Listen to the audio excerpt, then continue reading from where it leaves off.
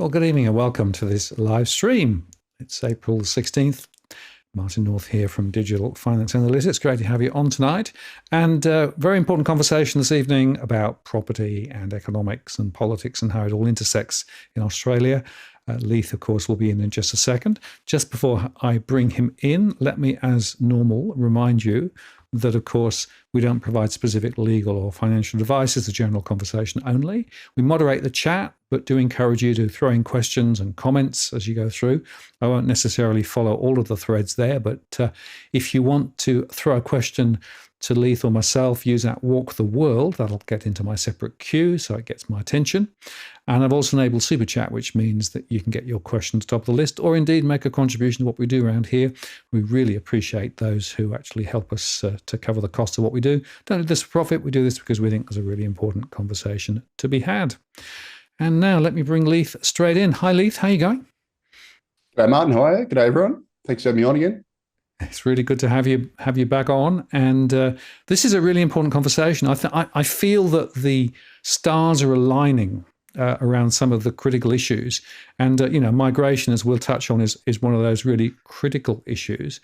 But I thought it might be good, rather than start from sort of Australia and work out, we might sort of stand back and just look at New Zealand and maybe Canada briefly from a case study perspective, because in a way, you can almost see how what's playing out in Australia is also playing out over there, and they've actually started to make some rather interesting decisions.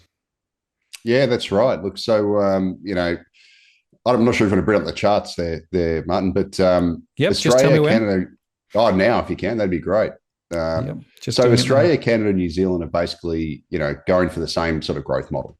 So we're all three countries are running huge immigration programs, really high population growth. That's shown in this the chart on the top left there. That's by Justin Farbo at Antipodean Macro, and he's actually plotted our population growth, which was 2.5% in the year to September, which was our highest growth in percentage terms since 1952. We're actually behind Canada, which is at 3.2%, and New Zealand, which I think is about 2.9%. So, but regardless, all three nations are running really huge migration programs, and they're basically having very similar results. So New Zealand in some ways is arguably the worst in that it's having both a technical recession, which is the bottom left chart there, as well as a really deep per capita recession. So the overall economy in New Zealand, despite the fact that the population has grown by 2.9%, with population growth is actually falling in aggregate GDP terms, and in per capita terms, it's falling by more than 3%. And the chart there in the top middle comes from Cameron Murray at Fresh Economic Thinking, and he's actually plotted the per capita GDP and the real gross disposable income change in New Zealand. You can see it's an absolute disaster, and basically for 5 consecutive quarters, they've had really hefty per capita falls. And all the data that's come out, recently has actually been really poor for New Zealand. So the middle bottom chart there comes from Justin Farbo again, and he tracked, this came out earlier this week. It was basically domestic spending using electronic payment methods, which is, let's face it, that's 90% of it at least. And what it showed is that overall spending in New Zealand was dead flat for basically a whole year. But once you obviously, that's in nominal terms, once you account for inflation and then you account for population growth, it's absolutely collapsed in per capita terms. And the top right chart there came out today. That's the composite PMI, which is like it's a survey measure of activity across New Zealand, and that's tanking. And Justin Farbo's plotted that against New Zealand GDP, and as you can see, it shows that it's pretty likely the recession's actually gotten worse in the March quarter once that data comes out. And finally, the bottom right corner shows the SEEK job ads and also the number of applicants per job ads in New Zealand. And the job ads has collapsed to just below pre-pandemic levels. But the bigger thing is because there's massive population growth, they've had an absolutely extreme rise in the number of applicants per job, which is actually well above the peak of where it was during the pandemic. And although the New Zealand's unemployment rate's only 4%, similar to Australia, it doesn't reflect reality. And all it tells you is that New Zealand's in a really deep economic hole, especially once you strip out that population growth.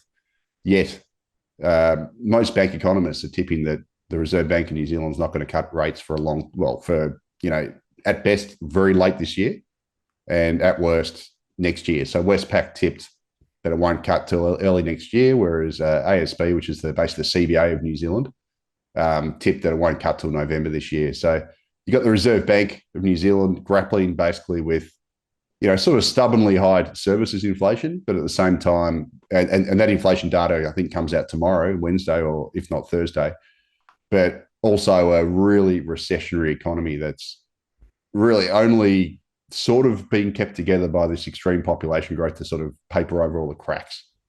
And it's a very similar story in Canada. Now, I've got some charts on Canada, more related to housing. I didn't bother putting their unemployment charts, but you'll have to take my word for it. Canada, if you think New Zealand and Australia's immigration's mad, Canada had just over 1.2 million net overseas migrants last calendar year, and for a population increase of just under 1.3 million in total. And what that's done is it's created, similar to Australia, an absolutely unbelievable rental crisis over there. So I've got 4 charts here that come from the National Bank of Canada. The top left plots their CPI rents, which is their rental inflation that's measured as part of the CPI against their population growth. The bottom left has the vacancy rate versus the rents. You can see vacancy rates have absolutely collapsed. National Bank believes it's going to halve from where it is at the moment. And in concert with soaring rents, the top right plots population growth against housing starts, and absolutely ginormous housing shortages have been created. And the bottom right has the housing supply deficit as measured by the National Bank of Canada, which is just off the charts almost. And what I didn't include here was that, like Australia, Canada's overall economy is growing still. So GDP is still rising because it's got 3.2% population growth. But in per capita terms, it's falling very hard.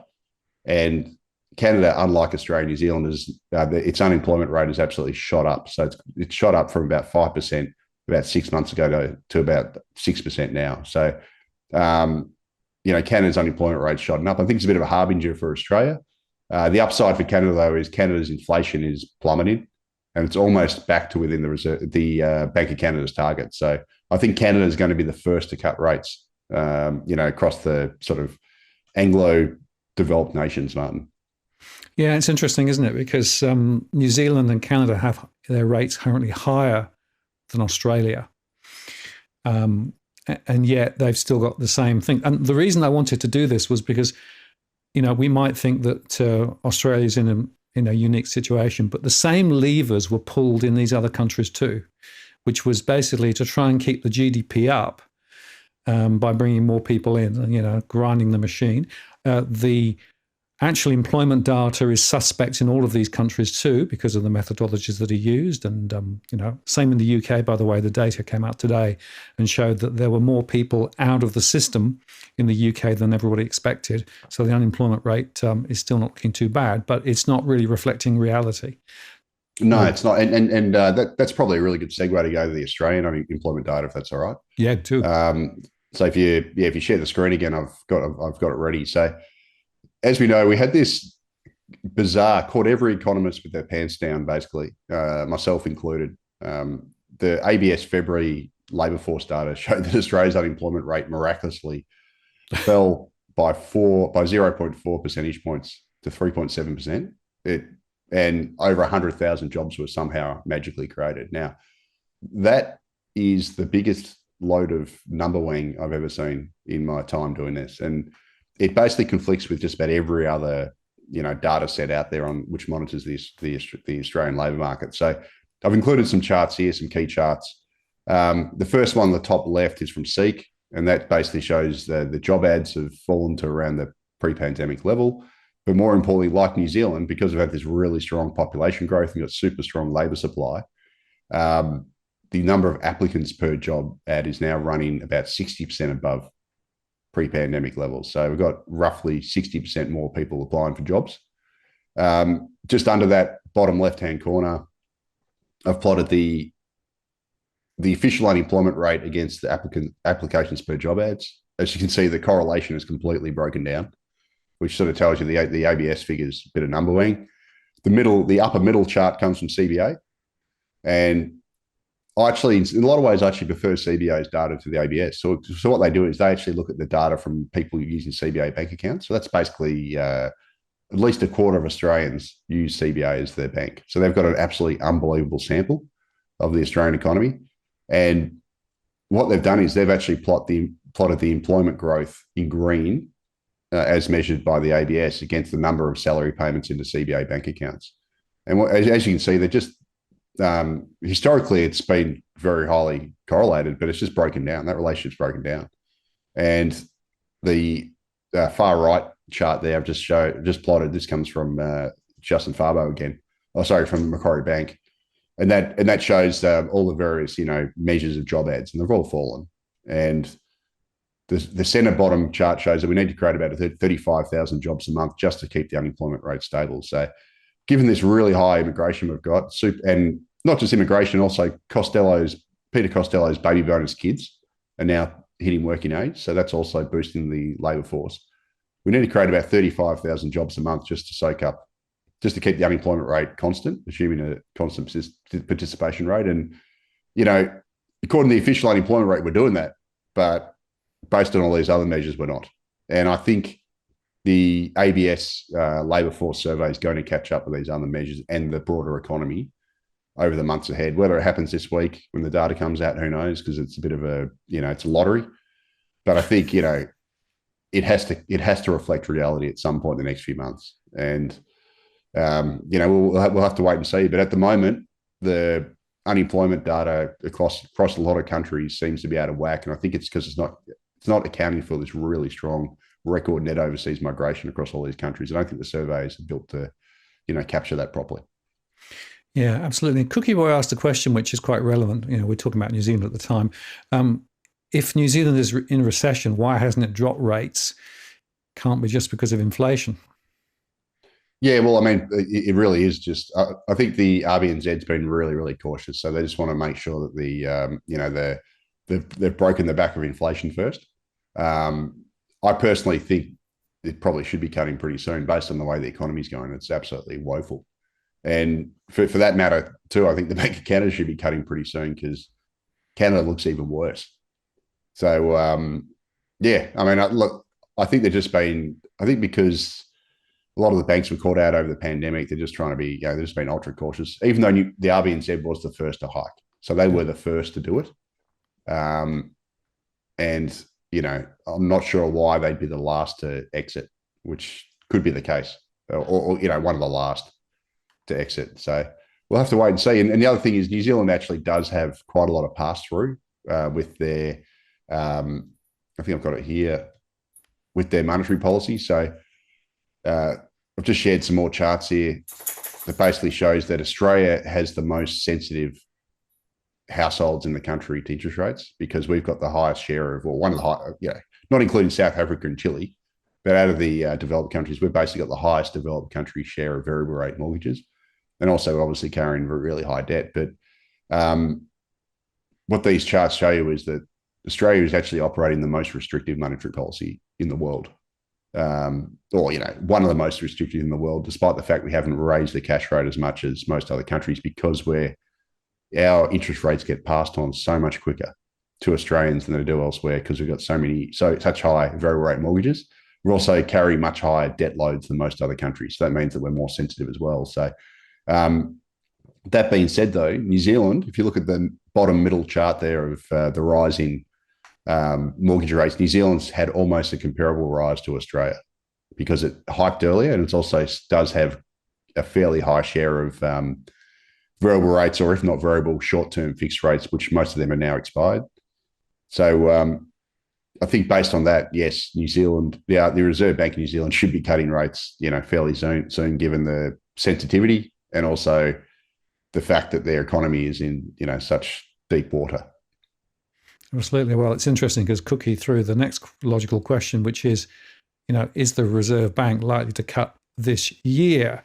And of course, until quite recently, that was the central thesis that most people were running with. Then, of course, we had the most recent outcomes from the US, specifically with much higher inflation And so suddenly now it's all changed a bit. And of course, we've started to get, RBA won't cut interest rates until 2025, which is kicking it out significantly. So it is confusing as to what they will do and what they might do. Of course, they're saying they want to be cautious and careful, but bear in mind that some of the data that they're making decisions off, as we said earlier, looks a bit suspect, Labour market, right? And bearing in mind the over leverage that we've got in Australia and the high levels of stress that I'm seeing in my data. So you would say that the chances are this year rather than next year?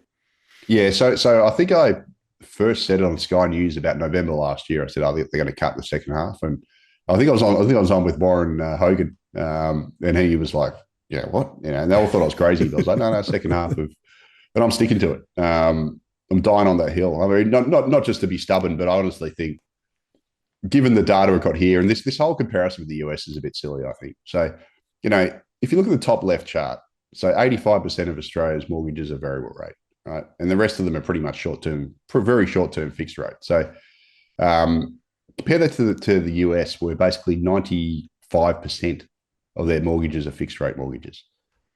So what that means is that the US hasn't had the pass-through of interest rates like we have here. And that's shown on every one of these charts. So, the US has had almost no increase in their debt servicing ratio since they started hiking. US's outstanding mortgage rates, is the bottom center chart, has risen 0.5% on average versus, nearly 3.5% in Australia, or 3.25% in Australia. The other big difference is the US economy is actually strong. Australia's isn't. So the right-hand side shows that the charts on the right shows that Australia's household disposable income has collapsed. Right, we've had the biggest collapse in the world in our household disposable income. There's a few reasons for that. It's firstly, we've had weaker wage growth than just about everywhere else. Secondly, we've obviously had this pass on of interest rates, which has drained disposable income.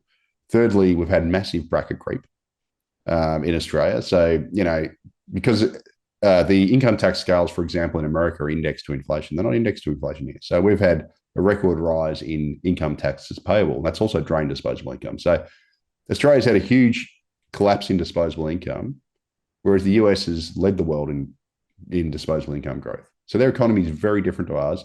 And finally, the bottom right chart shows that Australia's household consumption has tanked, whereas US has risen.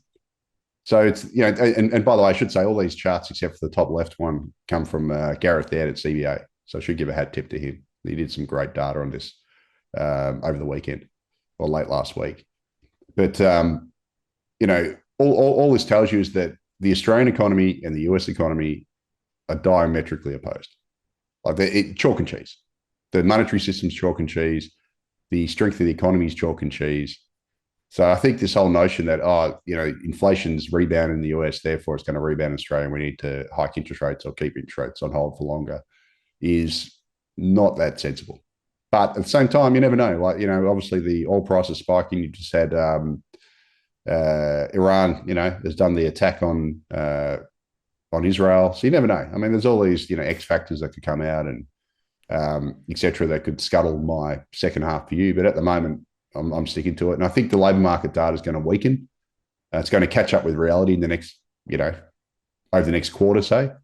And then when that happens, I think that'll be could be one of the key impetuses for the Reserve Bank to commence an easing cycle in the second half. Probably, if you'd asked me this a few months ago, I would have said probably in the third quarter. Now, given the number weighing in the unemployment data and all the other stuff, maybe fourth quarter. But second half, I think, still. And one of the questions that follows on from that is the Aussie dollar, right? So Leo asked, if the RBA cut first, wouldn't that cause the Aussie dollar to drop? And it's worth just reflecting on the Aussie dollar is currently, pretty low, really. It's, down to the 64s, 64.18 at the moment. And if they cut, surely that would also put the exchange rate under pressure. So is the RBA therefore worried potentially about the impact on the exchange rate? Or is it house prices, which is the other thing that people have been arguing? House prices continue to go higher. has created a problem for the RBA because that is again part of the the matrix. So that's I would argue the RBA's backed itself in a really stupid corner. So almost whichever way they go, they're going to actually break something. Yeah, well, I mean, look. At the same time, I don't want to be the defender of the RBA, but at the same time, they've only got one tool, right? Yeah. So they got interest rates as a tool. They've been put in this corner really by the federal government. If you break it down, it's the federal government that's stuffed energy policies, which has led to a massive energy inflation. It's the federal government that's basically driven this massive rental inflation and also driven the house price rebound through huge immigration. So, if there's anyone to blame on that front, it's the federal government. It's easy to blame the RBA, but I wish people would blame the federal government more because in the end, like the Reserve Bank's got one tool, which is just interest rates. The federal government's got many tools, and in fact, you'd say it's the federal parliament's full of tools, but most of them blunt. Yeah, that's it. Just tools, left, right, and centre. But it has a lot of policy levers. The Reserve Bank doesn't, and it doesn't. It's not really helping the Reserve Bank out. If anything, it's making it worse. Yep. Like the migration data that came out today from the Australian Bureau of Statistics was absolutely off the charts. Should I quickly segue into that? Yeah, do. Okay. Perfect. Yep. Yeah, no worries. I'll just quickly tee up the charts. So I've got to skip back. This is all, we always sort of wing this. So I've just put a whole bunch of charts. I know what order it's going to be, but anyway, if you can share it now, they'll show it. So as we know, Australia had a record 549,000 net overseas migrants a year to September. That was, the highest we've ever had in history by far. That's shown the chart on the left. And just to put that into context, for the 60 years post the Second World War, we averaged 90,000 net overseas migration a year. So until 2004, we averaged about 90,000 a year over that 60 years. And then suddenly the federal government, started under John Howard, decided, you know what? After being lobbied by the business lobby, who said we're facing skills shortages, we need to import a whole bunch of people. It obliged. It ramped up immigration to 220,000 a year for 15 years on average. We had a little dip over the pandemic, and now it's rocketed to 550,000. The Albanese government's also lifted permanent migration to record levels of nearly 220,000, which you count for humanitarians and a few other things. And the latest data that's come out in February suggests that the migrations, if anything, has picked up or at least remained at those really high levels. So the official data is only to September. We got some monthly data to February. According to the Department of Home Affairs visa data, we had a record 2.4 million temporary visa holders, if you exclude visitors, in Australia in February. And that's about 400,000 more than we had pre-pandemic. We had a record 713,000 international students in Australia in February. That's about 100,000 more than we had pre-pandemic at the peak. And finally, data that was released today by the ABS on permanent long-term arrivals smashed all records on both a monthly, quarterly, and annual basis. So in the month of February, we had 105,500 monthly net arrivals, 174,400 quarterly arrivals, and just under 500,000 annual arrivals, which are all record highs. So basically, the Albanese government has delivered us record permanent and record temporary migration. Thanks, Albo. And that there is the reason why we have a rental crisis. It's as simple as that. There's no other reason. Just a quick question, because Albo recently was interviewed, I think, on Brisbane ABC, and he was arguing that all this is just a backfill from the COVID years when there was much lower inflation, right? But if you look at those charts, you can see that the trajectory is so much stronger. So it's way more than just backfilling. Yeah, look, he's just lying, mate. He's a liar.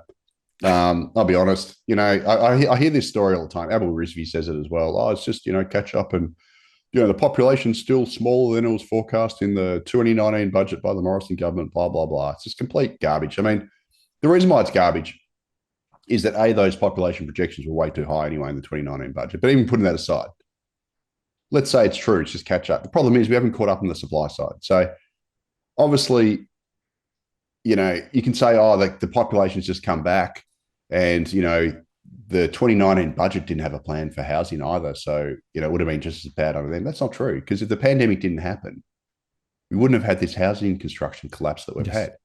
We wouldn't have had the 40% spike in materials costs. We wouldn't have lockdowns that shut down construction sites across the country for months and stopped homes being built. We wouldn't have builders going broke left, right, and centre. We wouldn't have as high interest rates as we have now. So this whole notion that, it's just merely catch up and it's not to blame for the housing crisis because, the former government projected the same population in 2019 is just an absolute cop out, an absolute lies by our prime minister and his cronies.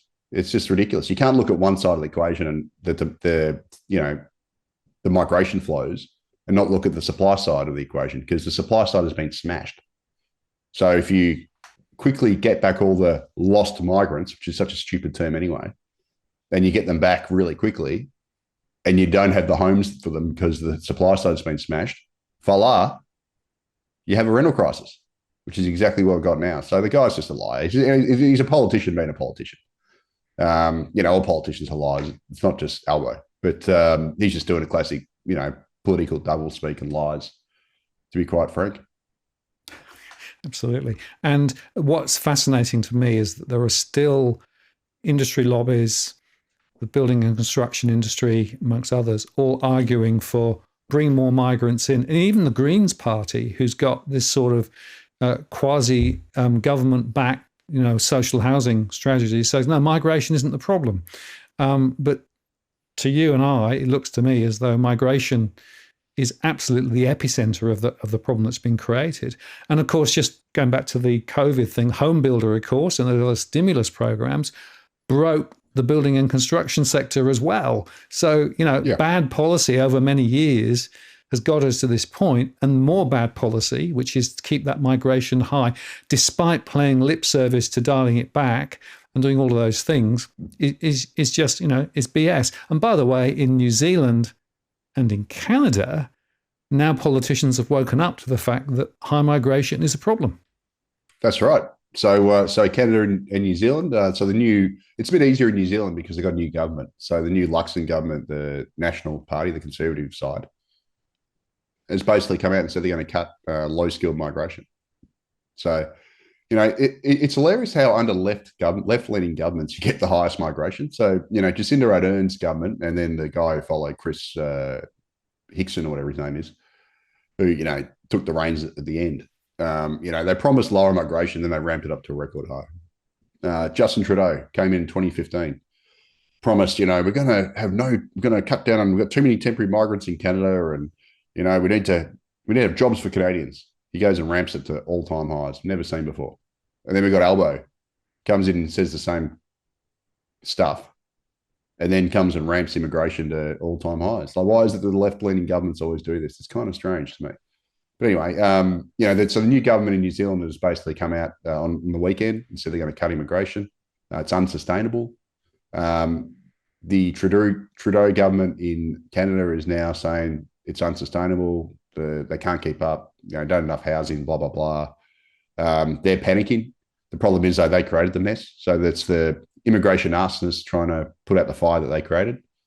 And now, the Albanese government has kind of dipped its toe in it, saying we're going to halve immigration. They're going to halve it from 550,000 to 250,000, which is still way higher than the pre-COVID 15-year average, which was ridiculous, which was already ridiculously high in historical terms anyway.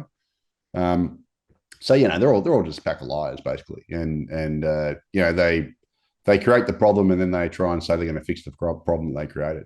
It's just insane, but it is what it is, Martin. Can I just share this one? If you don't mind sharing the slides, I just want to get this point because I want to make sure everyone watching this understands this point.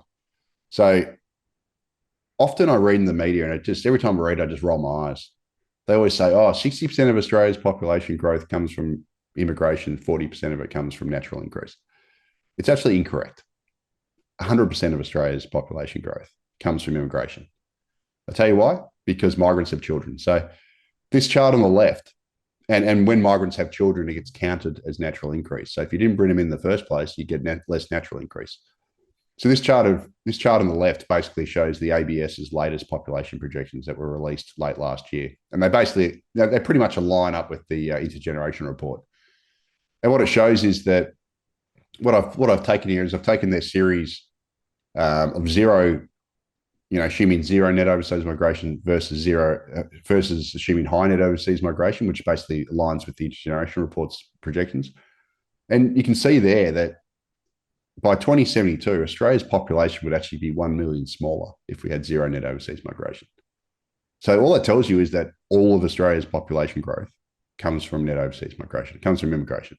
Now, I'm not saying we should do that. I don't think we should have zero, but I just want to make that point because it's pretty important.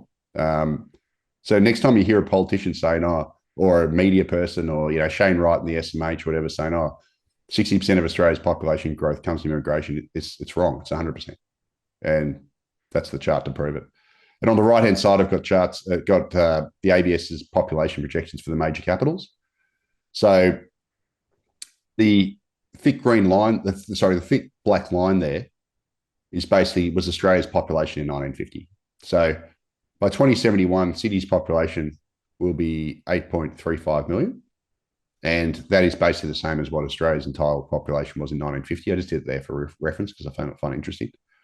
And by 2071, Melbourne's population is going to be 9.5 million, according to their projections. Brisbane's going to be 4.3 million, Perth 3 million, Adelaide 2 million. But once again, the majority of Australia's population growth is going to be in the two major capitals, the two epicenters of net overseas migration, and Brisbane's also going to cop it pretty hard. And excuse me. Obviously, this extreme immigration has come up against, as we just mentioned there, collapsing dwelling supply. So Australia, once you net out demolitions and you actually look at the additions to the housing stock, Australia added only 166,000 homes to the housing stock last calendar year against a population increase of about 660,000 in the year to September. That's the latest official data. So that means we only added one home for every new arrival. The problem with it is the latest trend data on dwelling approvals and commencements from the ABS shows that that we're running at an annualized rate of commencements and approvals of 149,000 dwellings only. So that means that the dwelling construction is going to keep falling. And that 149,000 is 91,000 less than the Labor's target of building 240,000 homes a year. So we're not even close. Like, all the forward-looking data is disastrous. It's showing that construction is going to keep falling. And all that means is that the rental vacancy rate, which is shown in the right-hand side from Domain, but I could have used any of the data providers, or they'll say the same thing, is already at record lows. And it's going to get worse because so long as they keep running this absolutely extreme immigration into a constipated supply side, we're just going to have more rental tightness and ongoing high rental inflation, more people being forced to live in group housing, more financial stress, more people being made homeless. It's an absolute inequality disaster. And this whole notion, I always see the YIMBY movement and all the usual Muppets trying to say it's a supply issue. Oh, it's a supply issue. It's a supply issue. All this sort of stuff. We all hear it. And they say, Australia just needs to build more homes. Well, how are we going to do that? So I've put three data points here. So on the left-hand side, we've got the number of construction workers per capita in Australia is actually way higher than the OECD average. So our construction workers per capita is, so basically 5% of Australian workers, 5% of Australia's population, 5.2% of Australia's population works in construction. This is all pulled from the OECD. So I got their latest statistics. So Australia's population is actually 27 million currently, but I wanted to use the like-for-like data points from the OECD because they're always like a year or so behind. So that's why it says only 26 million. But regardless, Australia's per capita construction workers are much higher than the OECD average of about 3.3%. The only country that's got slightly higher is New Zealand. The percentage of the workforce working in construction is 9.2%, also at historically high levels. So we've already got a massive amount of people working in construction in Australia. So do these people think we're going to obviously these homes need to be built by people. So where are we going to get the construction workers from? Are we going to suddenly have, what, 14% of workers working in construction? Well, if we do that, where are the nurses going to come from? Where are all the other workers across the economy going to come from? Like, we're going to have to cut back elsewhere, which is going to create problems. So this whole notion that we can just build more homes is ridiculous. And it's also ridiculous because residential construction costs have surged by 30 to 40% over the pandemic, and that's shown on the right-hand side. So, and I should also add that Australian home builders are now competing for labour against the state government big build infrastructure projects. So we've got high interest rates, we've got 30 to 40% increase in construction costs. We've already got one of the highest concentration of workers in the world working in construction. We've got builders going broke left, right, and centre because they can't turn a profit because the costs are so high. How the hell are we going to suddenly magically build more homes and meet Albo's 240,000 homes target? It's just not possible. It's laughable. So the solution, therefore, is we've got to cut immigration. Because if we don't cut immigration, we're going to have this forever massive gap between housing demand and supply, which just means rent's going to keep rising. We're going to have, upward pressure on housing prices. And just on the rental thing, the next time someone says to you, oh, I don't know, immigration doesn't impact the rental market. The rental market was rising anyway, and blah, blah, blah. Just show them these charts. So the charts on the left, quarterly asking rents from SQM Research. I could have used any other data provider, but these, were nicely put together by Justin Farbo at Antipodean Macro.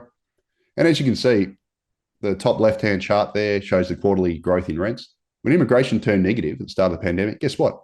Asking rents turned negative. When immigration rebounded and surged, asking rents surged. Funny that. One-for-one correlation. The middle chart, the top middle chart was put together by Harry Otley at CBA last week, and it's a brilliant chart, actually. And what it actually shows is that the rental growth is incredibly highly correlated to the change in the population versus apartment construction. So basically, when apartment construction rises versus population growth, rental growth falls, or when population growth rises relative to apartment construction, rents rise. It's shown very clearly there. And just under that, Harry Otley put together the change in rents across capitals versus the change in population growth. Look at that relationship. Anyone who tells you that immigration is not behind the spike in rents and the rental crisis is a bald-faced liar or an idiot. That's all I can tell you. They're an idiot or they're a liar, because this data comprehensively shows it. And just on that last point, another reason why rent's going to keep rising, aside from the massive population growth, is if you take that upper middle chart from Harry Otley on the, rental growth versus apartment construction, well, we've got surging population growth, which is bad, but also the bottom right chart there, the right-hand side, I've actually plotted apartment approvals, the latest apartment approvals data, high rise and low rise. High-rise apartment approvals are down by about 55% from their peak. They're at absolutely appalling levels. That's the blue line. The red line shows low-rise apartments. They're down 80% from peak. So if we've got record population growth at the same time as apartment construction approvals have absolutely collapsed, pointing to further weakness ahead for apartment construction, what do you think that means for rents? Based on that upper middle chart, rents are going to rise, and they're going to rise viciously if that relationship in that chart holds true. So this is an absolute Albo created rental crisis here we've got. He's created this. He deliberately ramped immigration to all-time highs. He used the Jobs and Skills Summit as cover. He lifted the permanent intake to all-time highs. He loosened a whole bunch of regulations for temporary visas like students, etc. He signed 2 migration deals with India to give them easier access to come here. And that is why we have a rental crisis. At the same time as obviously the supply side's constipated as well from all the pandemic stuff. So Albo has literally thrown people on the streets.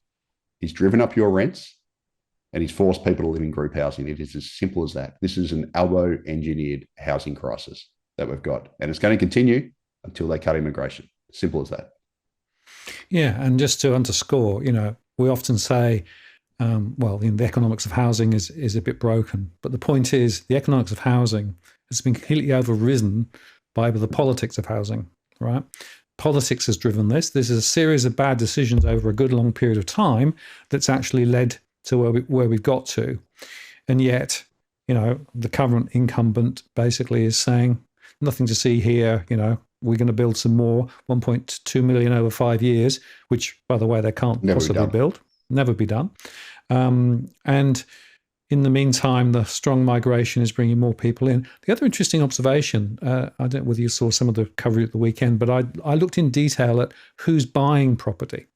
Because one of the other interesting observations is property prices have continued to rise. Everyone expected they'd fall because interest rates rose. But of course, a lot of people getting into the property market don't actually need to borrow. So there are people coming from that migration path, bringing cash with them. We've also got people who are getting help from the bank of mum and dad. We've also got people who are downsizing and are using the equity from their property to buy more property. So not only do we have a supply problem with housing relative to migration, but we also have a price lift which continues to drive household wealth, quote unquote, for those in the fortunate position to be able to be on the right side of the fence when it comes to housing. But on the other side of the fence, we've got numbers of people now living in tents, the tent cities around the place. We've got a lot of people on the streets, a lot of people living in cars, or indeed, piled in with other people. So the social consequences of these bad political decisions are being played out in so many different ways. Yeah, and if you don't mind switching across again, Martin, I'll just segue on that. This record. So I've talked about rents, obviously. Like rents are the area which I'm most concerned about. I'll be quite honest, just because it tends to be lower income people who rent, and they're more marginalized, etc. The whole price situation stinks as well, but I'm more concerned about the rent situation, because that's sort of like it's the area where the most vulnerable people live. But record immigration is also to blame for the recent house price rises. There's no way around it. I mean, the Reserve Bank of Australia's hiked the cash rate by 4.25%, and that's created a 30% decline in borrowing capacity thereabouts. Yet we've had house prices hit a record high. And the only reason why they've done that is because of this, FOMO, fear of missing out. Like people who are on the rental market are just queuing up for properties. They're seeing the rents rocket, etc. They're desperate to buy. Then you got the record migration, obviously buying, etc. So, this whole thing is driving up, is obviously driving up prices as well. And, it's basically ultimately where we're going to get is the death of the Australian dream. So we know that home ownership rates have been falling for decades, and the data is only the 2021 census. So it would have gotten worse, no doubt, in the last couple of years, since we've had this spike in prices, etc. The middle chart here comes from Tarek Brooker. He's done the proportion of homes owned outright. So basically, fewer people are owning homes outright than they used to, especially amongst younger age cohorts. So they're going to be retiring with a lot more debt than previous generations did. And that raises questions about the whole sustainability of the retirement system, because you're going to potentially have a whole bunch of people who are just going to withdraw their super as a lump sum and to use it to pay down the debt, and then they won't have any money to live off. And in some ways, the biggest destruction of the Australian dream is shown in the chart on the right. Now, this is just for Sydney, but it's kind of symbolic of what's happening here. And these are projections that come from the Urban Task Force. And what they did was they basically grabbed the 2016 census and they projected, this is a couple of years old, this data. They projected how Sydney's housing composition is going to look by 2057. And basically, they projected that Sydney would go from 55% detached homes in 2016 to just 25%, whereas apartments will increase from 30% up to 50%, and townhouses will go from 14 to 25. So what that basically means is that if you're a Sydney sider in 2057, only 25% of you are going to be living in detached houses. And you can guess which 25% that's largely going to be. It's going to be the rich. And, everyone else is going to be, all your, poorer people are going to be living in high-rise Harry's type shoeboxes. And a lot of them are going to be renting. And is that really the future we want to bestow on us? Like, that is the death of the Australian dream. Well, what happened to having a house with a backyard? It's gone. It's vanishing, especially in Sydney. And Sydney's going to be the worst, obviously, because it's landlocked and most expensive. But these sorts of trends are going to happen everywhere across the major cities. And is this what we want? Like, who the hell wants this? And the only reason why it's happening is because the government wants to increase the population to, well, the official projections 40.5 million people by 2063, according to the intergenerational report. And that there is, that there's an increase of 13 million on current levels. And that's like adding another Sydney, Melbourne, and Brisbane in just now 39 years from now. It's an unbelievable amount of population growth. And do we really want that? Like, do we really want that? I don't think we do. Well, but this is what the politicians are doing. Interesting you raise this because Dick Smith, who of course has been very much on the big Australia problem for many years, was actually reported in the Daily Mail over the weekend, and that rags a bit all over the place sometimes. But the article was actually quite relevant because basically he said, look, you've got to understand that the settings that we've currently got will mean that youngsters will be forced to live in China-style units. That the old idea of a house has pretty much gone. They'll all be replaced by high rises. And basically, he said, you've got to actually deal with the root cause problem, which, guess what? Is population, because basically it's population 100%. That's creating the problem. And, he is another one calling out the destruction of the Australian lifestyle and the destruction of local suburbs. And it's very interesting to me that there's a really big battle going on between the top-down view from Canberra, which is, build more stuff. And of course, the states are being bribed to build more stuff. But then the local councils are saying, well, not in my backyard, and they're actually putting preservation orders on some property close into the centre of some of these locations to try and stop it. And interesting, Chris Mims, a few years ago, back in, I think, 2017, was grizzling about the high-rise destruction of Hurstville, right, which is one of the inner city suburban areas in Sydney that have been really badly impacted by high-rise development. And of course, so was Max Chandler Mather, the same the Greens guy who won't say a bad word about immigration, says that we can't talk about it. It's got nothing to do with the housing crisis, etc. He was, I wish I had the photo here, but he, got a great photo of him with Save Our Suburbs holding up signs like this in his suburb saying no more development, no more townhouses, stuff like that. So he's also a NIMBY. But then he goes and tells us that we got to have unlimited immigration because he's an absolute open borders zealot. At the same time, complains about the rental market and, poor renters and blah, blah, blah. And it's like, mate, you're not serious. You're not a serious person. If that's what you're doing, you're full of it. You just, he's doing smart politics because the renters don't have a voice at the moment and they're going to vote for the Greens because they're at least the only ones who are at least pretending to be on their side, even if they're not really. But, but it's just a farce. Like if you can't mention the immigration elephant here and what this means if you're a resident of a major city, well, then what are we doing here? Like, I think these charts on Sydney, I think this chart on Sydney tells you everything you need to know. Like, you're going to be, your children and grandchildren are going to be forced to live in high-rise dog boxes and probably rent them as well because they won't afford to own it. And we all know the quality of those high-rise dog boxes haven't been that great. So, according to the New South Wales Strata Council, like about half of the apartments that have been built, that were built during the boom in the second half of last decade have got major faults. So it's like, do we want that?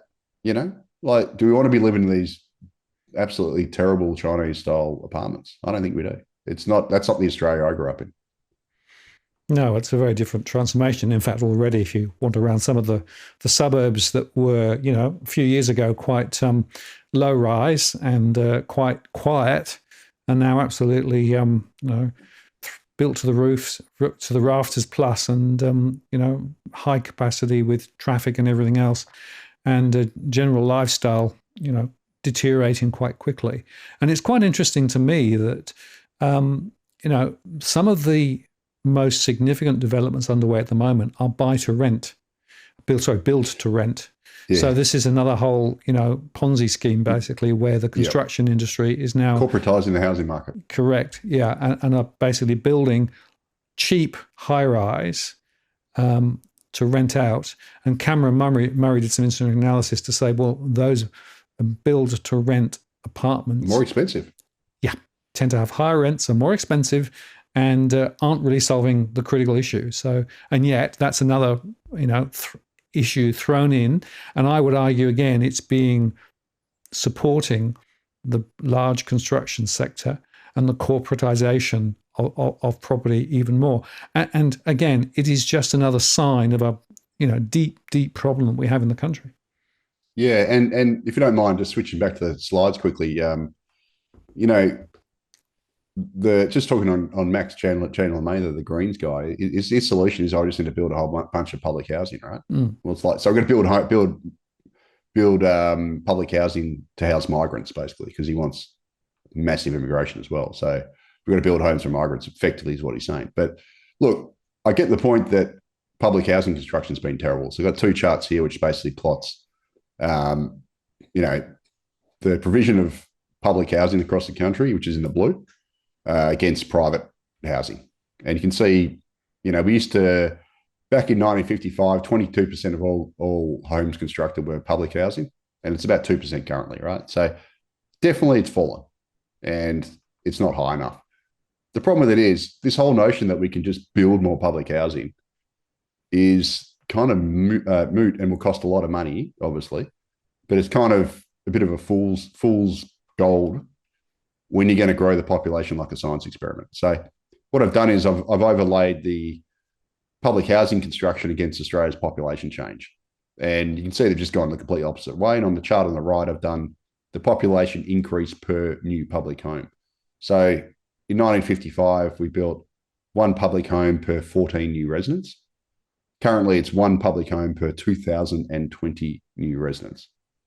That just shows you the scale of how much public housing we'd need if we keep running this huge immigration program. Like, yeah, we should build more public housing, sure, but it's not going to really solve the problem if you're going to grow Australia by Canberra every year through immigration, is it? Like, you're just basically putting a band-aid on the problem, and it's going to cost a lot of money at that, and then you're going to end up just basically filling it full of migrants anyway. So, I don't know if it actually makes the incumbent population better off anyway. But that's sort of what the Greens' whole policy is. So we just go and spend billions and billions of taxpayer dollars building public housing, which I'm actually for, but I'm not for it if you're going to then just, keep immigration at extreme levels. Because like, well, kind of self-defeating. What are you doing here? Like, how about you cut the immigration back to, the sort of pre-2005 levels, which worked perfectly for 60 years, get it down to sort of sustainable levels, slow the population growth right back, and then you can build the public housing. And then we might actually eat into the deficit rather than just increasing the deficit, but just not increasing it quite as quickly as you would have if you didn't build these houses, which is the sort of whole solution that the Greens have got here. And, it's just crazy, mate. The whole housing/immigration debate now is just, well, it's been bonkers for years, but this whole notion that it's just a supply side issue is just doesn't pass the laugh test. And I think this data shows it comprehensively. And just on that, the other stupidity is, why don't we bring more migrants in to become builders, to be able to build stuff for more migrants, right? Nobody seems to understand the stupidity of that circularity. Well, I've got a great chart on a great. Now, look, if anyone's listening and they can tell me who created this chart, someone emailed me a while back and said it was me, but I just lost the email. I don't know who created it, but I want to give them credit for it because it's awesome. I got off Twitter and I don't know who did it. But anyway, that's the one on the right. So on the left, the head of the Master Builders Australia, I think it was, or it was the Urban Task Force. No, Master Builders Australia. Last month said, we've got to bring in 90,000 migrant builders to solve the nation's housing crisis. And I was just like, oh, God, here we go again. Okay, so you're going to bring in 90,000 builders supposedly, right? Well, we're going to need probably 90,000 homes to house those builders because they'll take their families in as well, right? They're not going to live together, more than likely. So you're going to need 90,000 homes for that. Then we're going to need hospitals for them because they're going to add to hospital demand. We're going to need teachers because they'll probably have kids. So we'll need to provide teachers. We're going to have to provide road space for them. We have to provide every other service that these 90,000 people create. Now, it reminds me of this diagram that this person created, which is just the circularity of the whole thing. Houses are too expensive. We've got to increase supply. We've got to import more migrants to build houses. The houses never get built. Migrants need to live somewhere. House prices go up. Houses are too expensive. And there's just circularity of it. It's crazy. Now, this whole skills shortage, excuse me, sorry guys, I've got COVID by the way, so I'm just battling on. So this whole skills shortage thing is just absurd. So I said earlier that in 2001, the Howard government was lobbied by the business lobby. So I'm talking about the Business Council, the Australian Industry Group, the Australian Chamber of Commerce and Industry, and they held a review and they said, look, Australia's suffering from skills shortages. We need to import a whole bunch of migrants to solve those skills shortages. The Howard government obliged, and for the better part of 20 years or this century, we've run a huge immigration program to try and under the guise of skills shortages. But when you step back and you look at it, you go, okay, hang on. So we've imported Australia's population has grown by 8.4 million people this century. That's 44%. Enormous growth. We've got more university graduates than ever. Yet somehow we've got worse skills shortages than ever. How does that work? Does that tell you that maybe, just maybe, it hasn't worked? And immigration might actually make the skills shortage even worse? Maybe, because that's what the empirical data says. And yet these Muppets always say that the solution is more immigration. Oh, we've got to get more because, that'll solve it, even though it hasn't done it for 20 years. Now, just to put some data around this, we all know that the tip of the spear in the migration system is the international students, right? So they're basically the feeder. So they come over, they study as a student, they work while they study, which we then wrongly count as an export, even though they're earning the money here. So that's a whole nother story, but just the way we juke the stats. And then a lot of them then transition to, they become, say, they go on a graduate visa, they stay here for longer, they become a temporary migrant, and then they hope to become a permanent migrant. And they actually drive our permanent migration system because they start off as an international student, they then transition, blah, blah, blah. Yet, when you actually look at the data, are they really solving skill shortages? So I've got 3 data points here. So the first one on the left comes from the migration review. And what it shows is that 51% of international student graduates who've been in the country for 3 years and have studied a bachelor degree are working in low-skilled jobs. They're working as couriers, postal delivery workers, cleaners, waiters, baristas, bar attendants. They're supposed to be skilled, but they're doing this, right? Then the Committee of Economic Development Australia released a report last month, huge report, and basically just showed that the skilled migrants that we've got basically aren't working in skilled jobs by and large. So they found that so-called educated migrants earn more than 10% less than the Australian-born population. They've also got higher unemployment, right? So it's like, well, that's great. And then we've got the Graduate Outcome Survey, which is the chart on the right. That gets released every year. It's always a couple of years behind. But what it basically shows is that international graduates' employment rates, participation rates, and wages are way worse than local graduates. So this is Australia's skilled migration system. You bring them over, and then to fill skill shortages to become skilled workers, then they don't actually work as skilled workers. They end up driving Ubers or something else. And probably the biggest example of that is the engineering sector. So, my father-in-law is an engineer. I talk to him about it all the time, but 60% of Australian engineers are foreign-born, right? But half of them don't even work as engineers. Most of them work in low-skilled jobs like driving Ubers. And Engineers Australia, I wish I'd included here. The cover of their trade magazine, Create, a couple of years ago had this big thing about the unemployment amongst migrant engineers and how terrible it was. It's like, well, how about you stop bringing them in and you use the ones that you've got here first before you keep importing more? Because that's what we keep doing. We bring them over to work here. It's a bit like with that housing, equation. We bring them over to work here as engineers to solve an engineering shortage, and then they don't work as engineers. They drive Uber or something else or do something low skill. That's Australia's whole migration system. You can do that across everything, whether it's accountants or whatever. Why is accounting one of the number one studied courses amongst international students? Why are they coming here to learn the Australian accounting standards unless they want to stay in Australia indefinitely? Aren't they coming here to learn skills and then take them back to the home countries? Well, if you did that, why do you need to know Australian accounting standards? The whole thing's a migration scam. Simple as that. And the thing about it is it's actually destroying Australia's productivity. So I've got a chart here, top left-hand corner from Jared Minak, and I've got an identical chart for Canada, so which I don't have in this chart pack, but Canada, National Bank Canada did the exact same chart for Canada, showed exactly the same thing. And basically what it showed is that, Australia's one of the reasons why Australia's productivity sucks and why Canada's productivity sucks is because we've got what economists call capital shallowing. So basically, we've grown the population through immigration at a far higher rate than we've grown business investment. We've built infrastructure or we've built housing, and what that's basically done is it's diluted the capital stock amongst more people, and that hurts your productivity. And the bottom chart there comes from the Grattan Institute, and I don't agree with a lot of what the Grattan Institute says, but this is a great chart, and this shows you exactly why Australia's current immigration system is really bad for the housing market. So not only do we bring in too many people and we've got to build houses for them, we can never do it, but also the overwhelming majority of migrants that we bring in don't work in construction. So the Grattan Institute estimated that 32% of Australian workers were foreign born, but only 24% of workers are in building and construction. So only 24% of workers in building construction were overseas. So what it tells you is, and that's primarily because of the international student channel, right? They don't come over here to become tradies. They come over here to do a BS course and then to be underemployed. And then they add to housing demand without helping supply.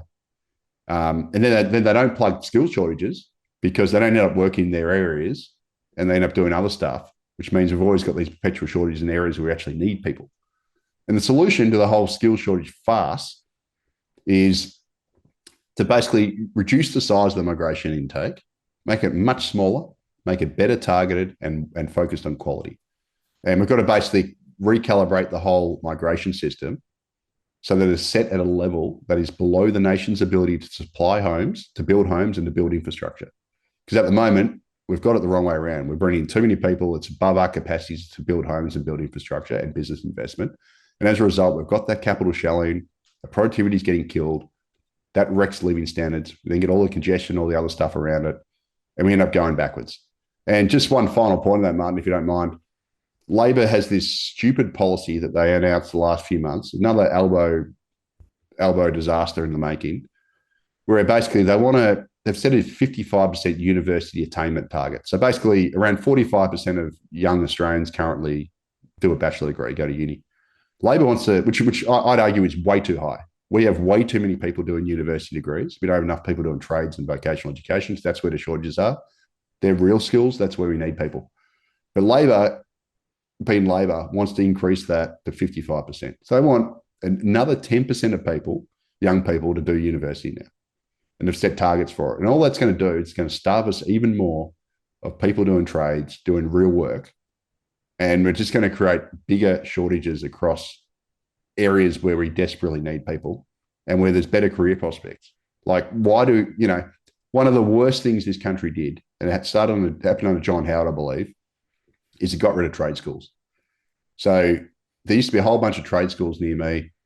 And, my cousin-in-law did his automotive apprenticeship there. He's been a really successful, mechanic. He owns his own business, etc. He's like about my age. But half of those trade schools, most of them are shut down. And that was done in the 90s. I think it was done by Howard, because there was this stupid presumption that we need to send people to university and that's where, the better jobs were, etc. So voila, 30 years later, we now have shortages across all these areas where we desperately need people. We've got way too many people doing university degrees.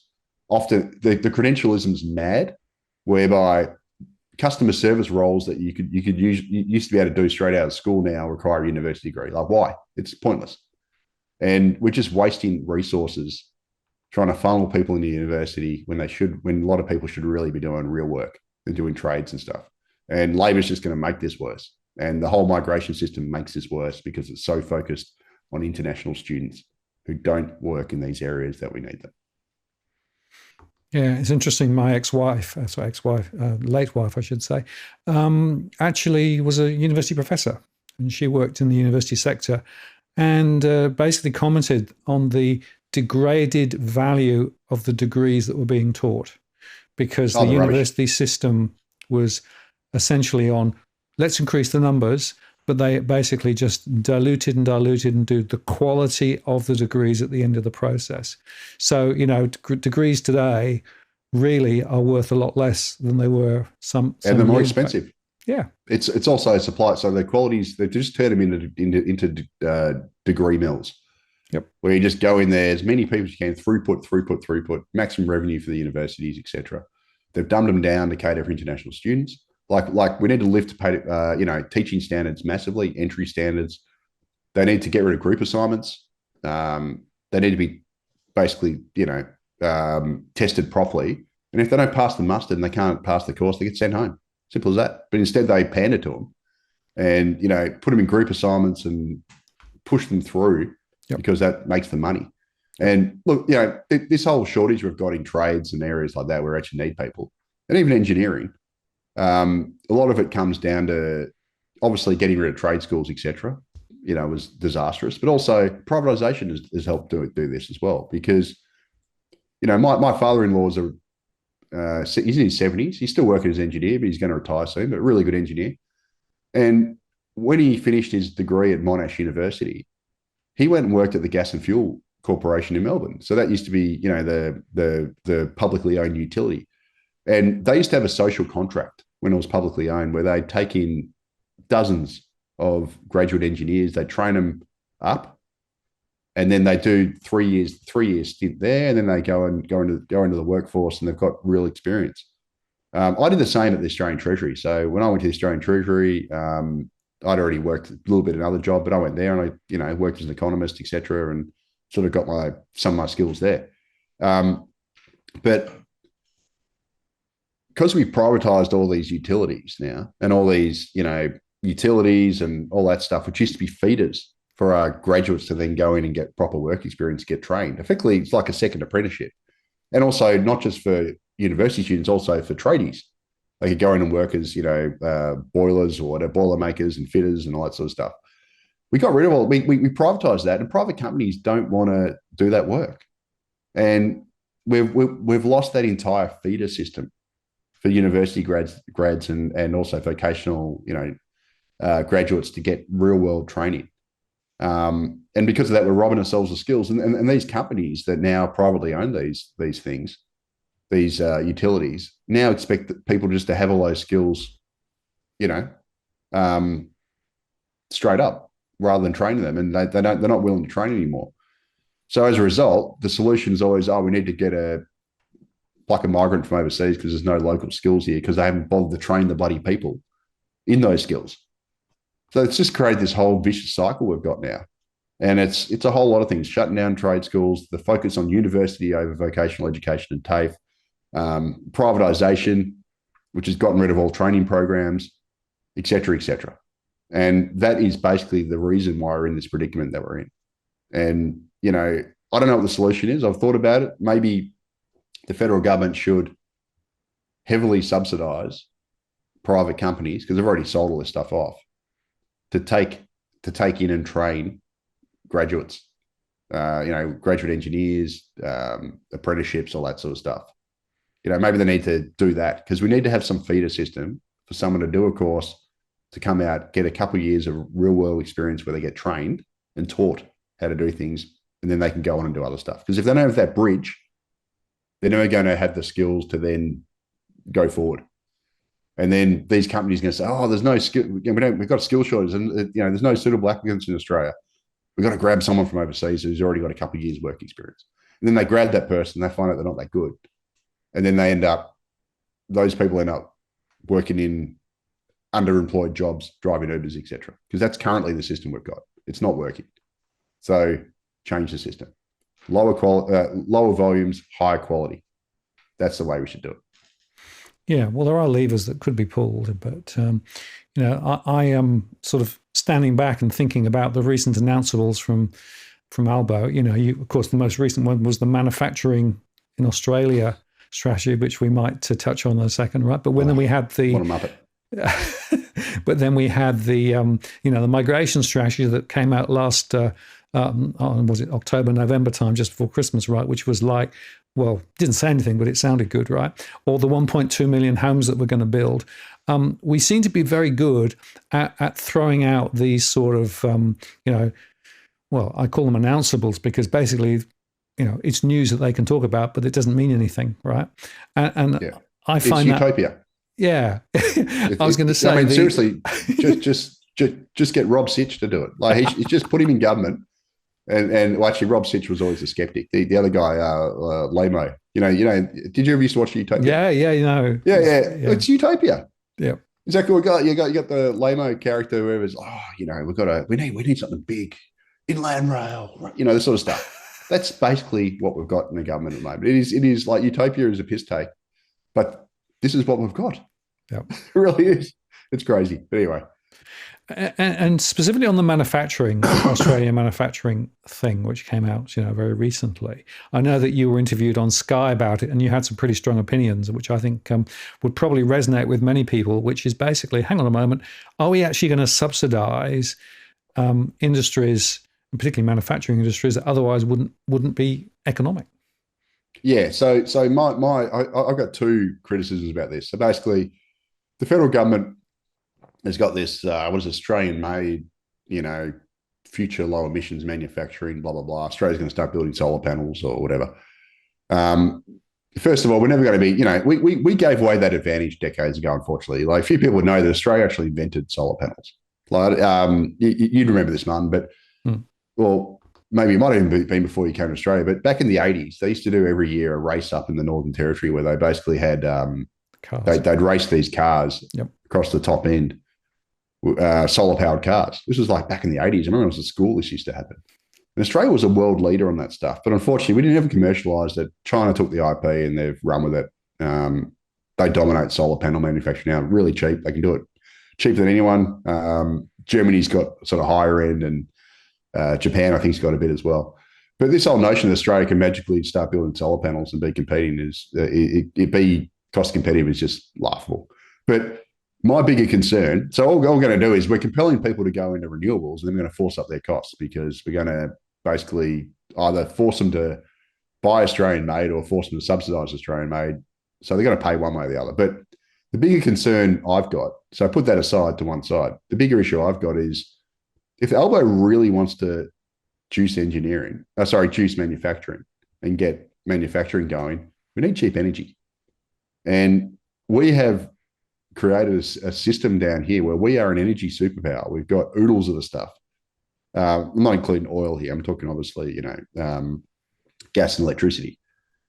But we should have some of the cheapest electricity and gas prices in the world because we export all that stuff. But for some stupid reason, we pay orders of magnitude more than, say, the US and other places around the world. And if Albo is so concerned he wants to really get manufacturing back, we need to be cost competitive. And the easiest way we can be cost competitive is to bring down energy prices. And the way you do that is you reserve gas.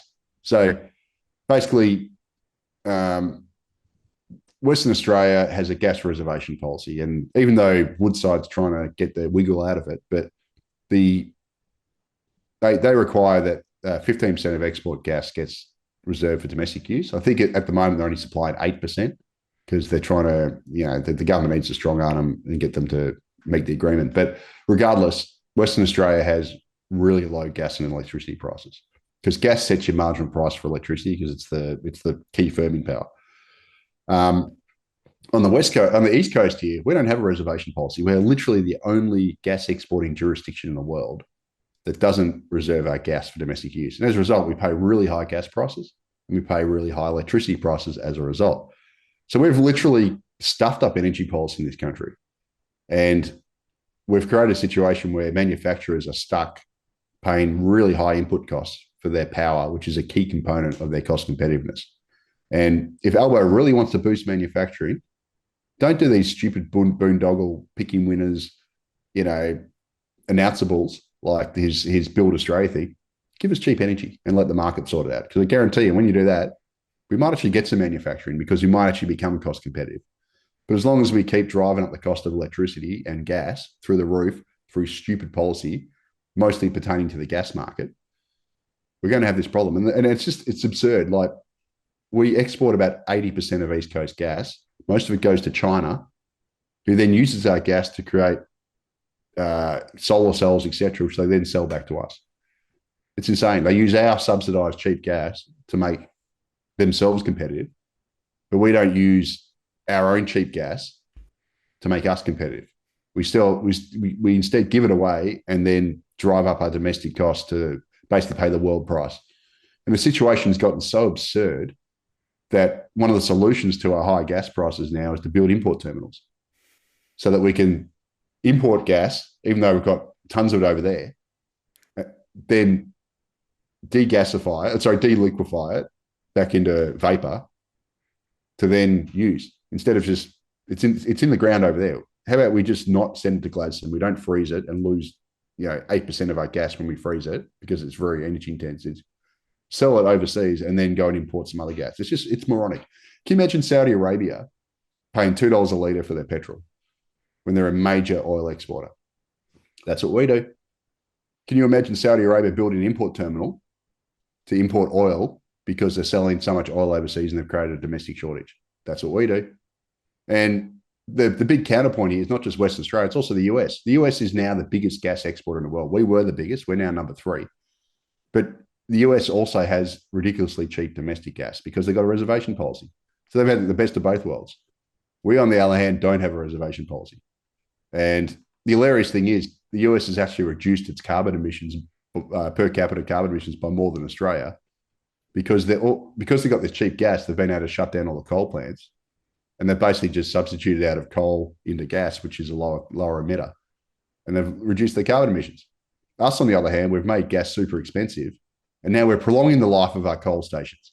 So in New South Wales, I think it's Yering Power Station, the government is now subsidising Origin billions of dollars to keep that alive for longer because they've created a gas shortage, which Origin has helped create because Origin is part of the gas cartel, which is selling the stuff to China.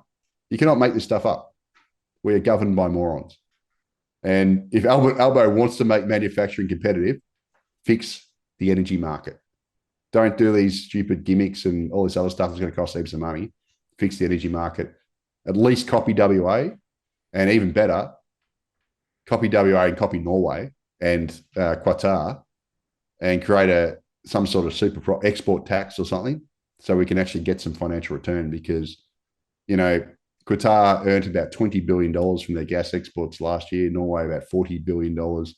Norway's got a sovereign wealth fund worth $250,000 US roughly per citizen. We have nothing to show for our gas boom. And as a result, we're incredibly reliant on personal income taxes because we don't tax our minerals properly. And then we are relying on high immigration to bring in taxpayers because that's our main source of tax revenue, instead of diversifying our tax revenue into our resources, which would be the smart thing to do. It's just dumb meets dumber in Australia. We stuff up everything, and the federal government, instead of addressing the source, it always does these side issues. So the source of the rental crisis is obviously the mass immigration, but instead of addressing that, Albo's come up with some lofty target which will never be met as a distraction. Instead of fixing manufacturing by delivering cheap energy and also taking the heat out of inflation, because energy is a key input, we've got this future manufacturing garbage boondoggle, which will just cost us billions of dollars. So it's all just, gimmicks on top of gimmicks, band-aids on top of band-aids. I hope I explained that properly. I'm a little bit fired up tonight. I'm sorry, Martin. No, you're absolutely right to be. And the point is that, what you see is more silly decisions following silly decisions, right, to try and actually skirt around the real critical issues that should be tackled. And, we've seen that in the housing sector over 20 to 30 years, and we've seen it more broadly in the energy sector as well. And the net result of all this, it's just worth, reflecting on this. The critical measure that I always look at is GDP per capita. In other words, How much are we actually creating, as a per unit, as you like? And this is the latest chart, right, which continues to show that GDP per capita continues to go negative and strongly negative. And that basically means that value is being destroyed in the economy on a per capita basis. Yeah, and they just paper over the cracks by by obviously bringing in huge numbers of people, and that gives you top line growth, but everyone's slice of the pie keeps shrinking. And that's how they get away with it. It's one of the reasons why Treasury loves big migration, loves it. Well, the federal government loves big migration. It allows them to avoid a technical recession, even though we're all going backwards. And also, the federal government collects 80% of tax revenue. So if you bring in a whole bunch of migrants, most of them work, they'll end up paying income tax. You'll get a bit more company tax as well because they'll spend it, Harvey Norman, etc. And all that bounty goes to the federal government. Company tax, personal income tax goes to the federal government. The costs, though, fall on everyone else. So the costs fall mostly on the state governments because they're the ones who are responsible for service delivery. And it also falls on ordinary residents because the state governments then privatise everything because they need the money to somehow try and, provide extra services and try and build more infrastructure, which they wouldn't need otherwise. And then you end up in a situation like Sydney's got where you're stuck with 20 toll roads or whatever it is. Whereas 20 years ago, you had like 2 toll roads. You could drive around pretty much and avoid tolls most of the time. Now you can't drive anywhere without getting stung. And, this is the whole system we've got. The federal government, unfortunately, loves it because they're incentivized to love immigration, high immigration, because they get the tax benefit and they get the top line growth benefit. So they can say that they're good economic managers when, in fact, they're not, and we're going backwards. Yeah. And unfortunately, the seeds of, bad past decisions, whether they are done deliberately or whether they're done because of an ideological fixation, I'm never quite sure. I suspect a lot of it's ideologically driven, thanks to Treasury in particular. But what that means is that the intergenerational impacts are very profound, right? So the next generation will end up with significantly more debt, will end up living in an environment which is much, much worse than the current and past generations have. And the future prospects of Australia more broadly have to be under question because, of course, the other external factor is China, and China is potentially coming off the boil a little. So because of the narrow basis of our economy and because of the bad decisions that have been taken over many, many years, the future is not necessarily bright. No, it's not. And unfortunately, though, I think about this all the time. So I've said it before, I've got a 16-year-old kid and a 13-year-old kid. And, I pretty much know that I'm going to have to help them into the housing market, and the bank of mum and dad's going to have to happen. And unfortunately, we're in a situation now where, it's become like a class system. So you're going to have wealthy parents to then do okay. And it used to be, go back 30 years or whatever it was, 40 years, and you could be pretty ordinary, just be an ordinary Joe, and you'd have a better life than your parents. And now you got to be even if you're a genius and, you go and do a good course and you do everything right, you're probably going to be less well off than your parents. And that's kind of the situation we've created. It's ridiculous. It used to be you almost guaranteed to be better off than your parents as long as you went and complete dropkick. And now, you've got very little chance of being better off than your parents because of the system that we've got and the system that we've created. So it's just, it's a farce. Like, I know my kids aren't going to have as good probably won't have as good a life as me in terms of, being able to own a detached house and all that sort of stuff. And in a lot of ways, mine's probably worse than my parents in a lot of ways. So, it's just kind of every generation is sort of getting worse, unfortunately, the system we've got. And that's really the wrong way around as far as I'm concerned. It shouldn't be that way, but that's kind of the system we've set up. Mm. Yeah, and partly it's short-termness from politicians who think about the election cycle. Partly it's an ideological view as to let the markets, run roost over everything. And that means, of course, that the lobbying power of big business and corporations is very, very strong. And that means that sometimes things don't work out well. And then, of course, we talked about migration. But to me, I think the energy crisis, specifically with gas in Australia, and the migration issue should be the 2 top factors that governments need to change policy on to be able to actually start moving in a different direction. If they don't do that, then the tax take will continue to stay extremely high. The amount of ability to be able to make new and better decisions for the future will be more and more limited, and that means that you've got this perpetual motion machine going in the wrong direction. Yeah, 100%. They need to fix those two things, and I mean, there's obviously other stuff as well, but those are the two big picture things. Again, Australia's an energy superpower. Like we've got all the natural advantages in the world, and we've still managed to shoot ourselves in the foot. It's crazy, and the ridiculous thing is because admittedly we don't collect enough bounty from it, but being one of the world's biggest minerals, one of the world's biggest mineral endowments and mineral exporters, running a high immigration policy actually works to our detriment because you dilute your mineral wealth over more people. A classic example is Norway's got about same population as Melbourne, roughly 5.5 million, Melbourne and Geelong. And do you think they'd be better off if they had 10 million people? I don't think they would. They'd be diluting their sovereign wealth fund over, roughly double the number of people. So for them, their calculus is built in against high immigration. And as a result, they've only had a 25% population increase since about 1960 versus ours of 170%. And if we actually did tax our revenue resource base properly, well, then, it could actually kill big Australia immigration because suddenly it wouldn't be very smart. If you're collecting, enough tax revenue from your mineral base, which is what we should, well, suddenly it doesn't make a lot of sense to keep diluting that mineral base because then you dilute your mineral wealth per person. And, if we did that, we could also reduce income taxes and we could have less bracket creep and we could pay for a whole bunch of stuff that we can't afford at the moment. Like I've often said, if I was dictator for a day and then could do something which couldn't be undone, I'd obviously fix the energy. I'd fix this sort of stuff, but I'd also get an expert, commission some experts from Norway to come in and advise their sovereign wealth fund to do the same for Australia.